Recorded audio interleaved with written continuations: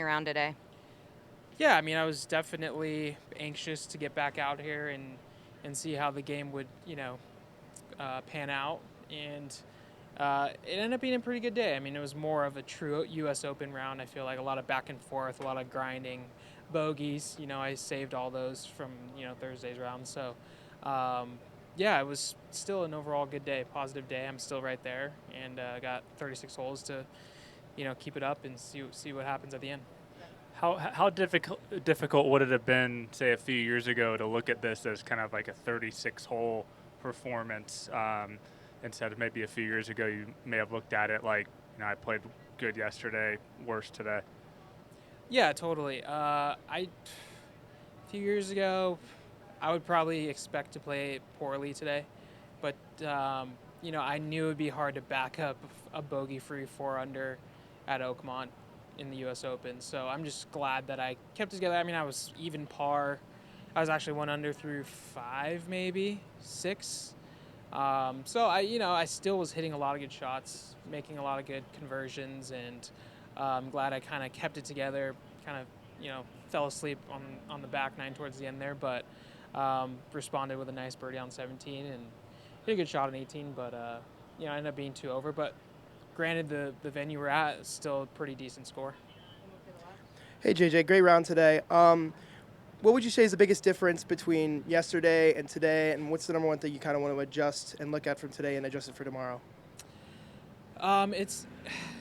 It's kind of hard to go into the round having the not expectation, but I want to say just more of like what's coming in a sense. Like I hadn't made a bogey all day on Thursday, so I just didn't want to feel like I'm adding too much pressure into the day, trying to keep that up or kind of trying to shoot under par again. I was just trying to let the course come to me and stick to hitting fairways and greens and just taking what the course gives you, because that's all U.S. Opens are. It's just you kind of get what you get. You can get a huge bounce like I did on 18 and go 30 yards over the green, but it is what it is. But happy to still have a shot going into the weekend. Thank you, JJ. Yeah. JJ, you were for most of your career kind of a self-taught player. What made you decide to start working with a coach? So when I went through like my health diagnosis, I lost about 50 pounds. And so like my body just wasn't reacting to the feels that I was used to having when I was 50 pounds heavier. Um, so I needed some advice, I needed some guidance, and I went through a few guys, kind of experimenting, and it was a learning experience, kind of picking the right coach for me. And I've known Adam Schreiber for, 10, 15 years almost. Throughout the Canadian Tour, he's caddying for a couple guys that were out there, and he's just seen my swing a lot throughout the years and knows what it looks like when it's good and knows when it's off. And so it's been a good kind of marriage, I guess, for the last few years. What's the biggest difference he's made in your game?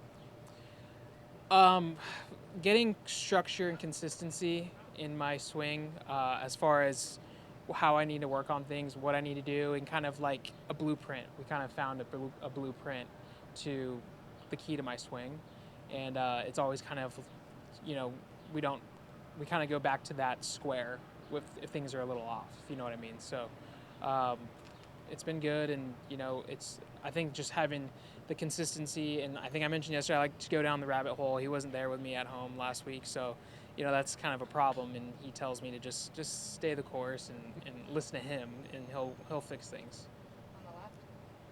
JJ, I know you said you're just starting to learn how to feel comfortable with the lead. Because you finished earlier in the day yesterday and teed off later this afternoon, how did you spend that large chunk of time and dealing with those nerves once you stepped onto the first tee today?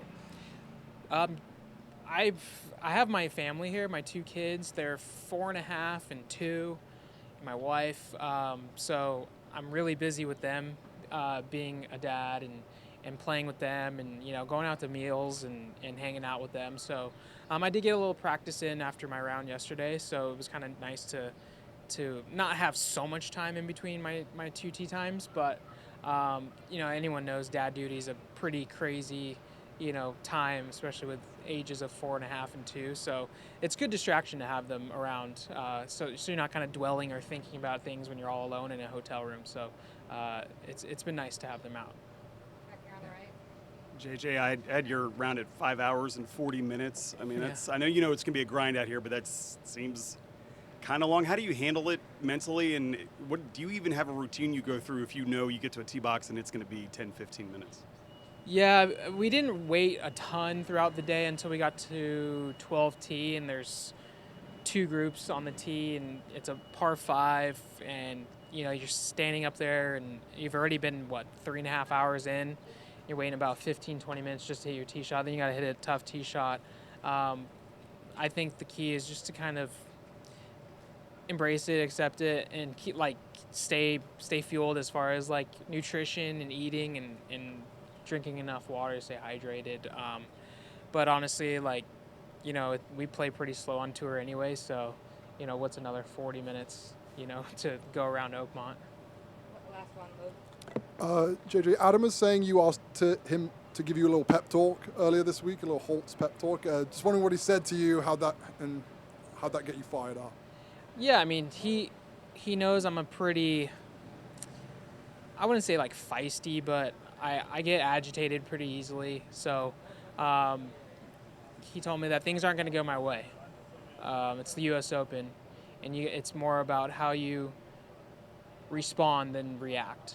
And so I did a really good job of that the last 2 days, and that was kind of a nice little mantra to go by to kind of keep things in front of me and not let things unravel when things didn't go my way. Thanks, JJ. Yep, no problem.